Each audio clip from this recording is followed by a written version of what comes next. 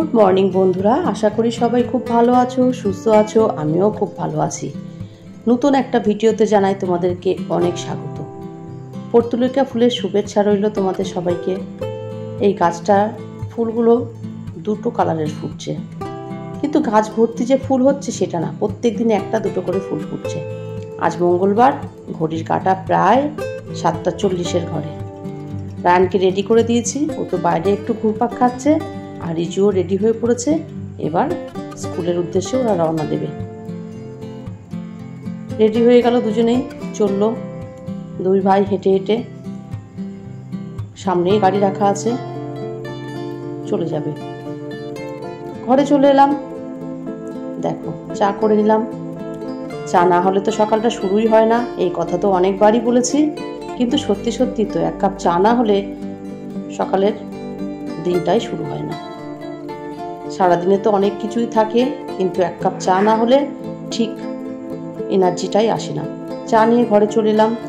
এখন তো ভিডিওর কাজ আছে, মানে এডিটিং করব, আপলোড করব, অনেক ব্যাপার থাকে। সেইগুলোই এখন করে কিছুটা সময় বিশ্রাম করব, কারণ এই সময়টাই আমি একা থাকি। এই সময় ভিডিওর কাজটা করে নিই আমি, তাতে আমার সুবিধাই হয়। এদিকে দেখো, গতকাল রাত্রে এই বিছানার চাদরটা চেঞ্জ করে নিয়েছিলাম, আর এই চাদরটা এখন চেঞ্জ করলাম। বর্ষার সময় না বেশি দিন চাদর পেতে রাখা যায় না, মনে হয় কেমন একটা ভেজা ভেজা ভাব, স্যাঁতস্যাঁতে ভাব থাকে। ওই জন্য আমি বর্ষাকালে বেশি দিন চাদর পেতে রাখি না। আর এদিকে চলে এলাম, দেখো এখানে একটা মানি প্ল্যান্ট গাছ বসানো ছিল, গাছটাকে কেটে ফেললাম। কেন বলো তো? গাছটা লম্বাই হয়ে যাচ্ছিল, কিন্তু গাছের থেকে পাতাগুলো দেখছি ঝরে পড়ে যাচ্ছে। তাই ভাবলাম গাছটা পুরোটা কেটে ফেলে নতুন করে আবার ওখানে মানি প্ল্যান্ট বসিয়ে দিই। যেহেতু বাইরে অনেক মানি প্ল্যান্ট আছে, তাই সেখান থেকে 2-3টে ডাল কেটে নিয়ে আসলাম, নিয়ে এসে এখানে জলের মধ্যে দিয়ে দিলাম। দেখতেও সুন্দর লাগবে। আর যেহেতু আমার গ্রিলের কালারটা সবুজ, তাই অতটা উজ্জ্বল বোঝা যাচ্ছে না যে এখানে একটা গাছ বসানো আছে। দেখো, মানি প্ল্যান্টগুলোর কয়েকটা ডাল নিয়ে এসে এই বোতলের মধ্যে দিয়ে দিলাম। আর জানালাটা নোংরাও হয়েছিল, সেটাও পরিষ্কার করে নিলাম। আর এই বোতলের মধ্যে দিলাম।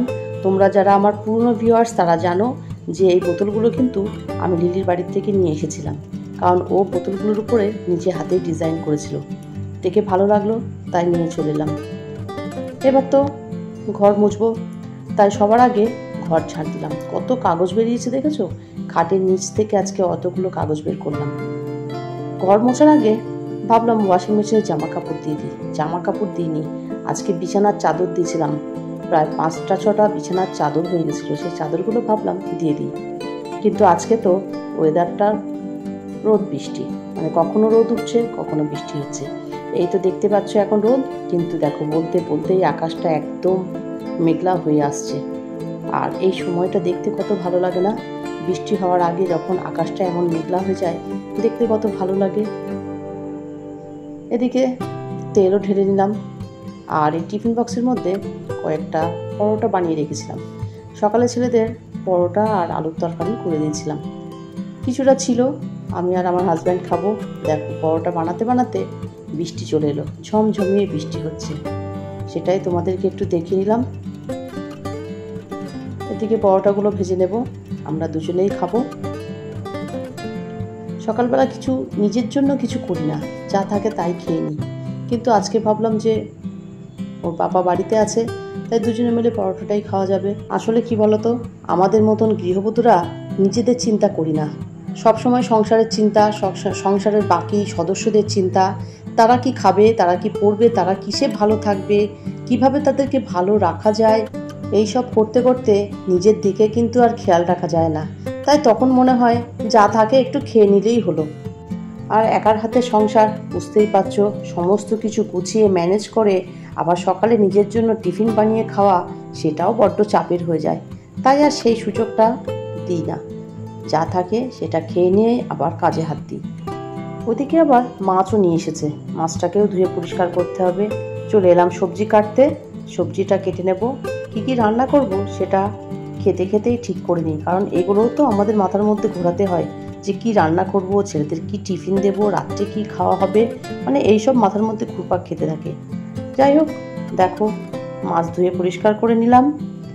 এখানে তো লাউ কেটে নিয়েছি চৌকো চৌকো করে, আর পটল আলু দিয়ে মাছের ঝোল করব। পটলও কেটে নিলাম।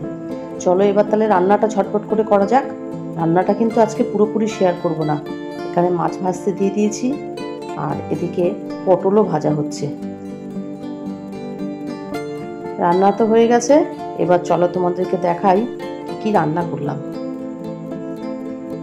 ভাত তো আছেই, আর এখানে আছে লাউ বড়ি, মানে লাউ দিয়ে বড়ি দিয়ে রান্না করেছি, আর আছে পটল আলু দিয়ে মাছের ঝোল। আজকে এই হচ্ছে আমাদের দুপুরের লাঞ্চ মেনু। এরপর তো অনেক কিছু কাজ থাকে, মানে সমস্ত রান্নার বাসন মাজা, গ্যাস পরিষ্কার করা, রান্নাঘর পরিষ্কার করা, সেগুলো আর তোমাদেরকে দেখালাম না। এগুলো করার পরে স্নান করে নিয়েছি, ছেলেরাও বাড়িতে আসবে। এখন প্রায় 1:45 বেজে গেছে।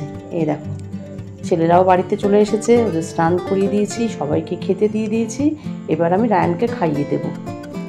রায়ানকে খাইয়ে দিলে ও খেতে পারে, কিন্তু ওকে একা হাতে খেতে দিলে ও কিন্তু খাবারটা নষ্টই করে। খাওয়া দাওয়ার পর আমি সাধারণত আর কোনো রকম ভিডিও করি না, কারণ তখন শুয়ে রেস্ট করি, ওই জন্য আর ভিডিও করা সম্ভব হয় না। এখন বিকালবেলা, সকালবেলায় দেখেছিলাম যে কয়েকটা পেয়ারা পেকে আছে, সেই পেয়ারাগুলোই পাড়তে চলে এলাম। এবার যারা যারা আমাকে কমেন্ট করেছো তাদের নামগুলো উল্লেখ করব। Dipanwita Maiti 8996, English elevation by ওজাসপি, Sabana Sharif, beauty blogger Akhimoni, Shreya Singh, DF3KI, Datta 1399, rosy steady diary, Soumili Ghosh, Siam's mom kitchen, আর সৌমিস কিচেন।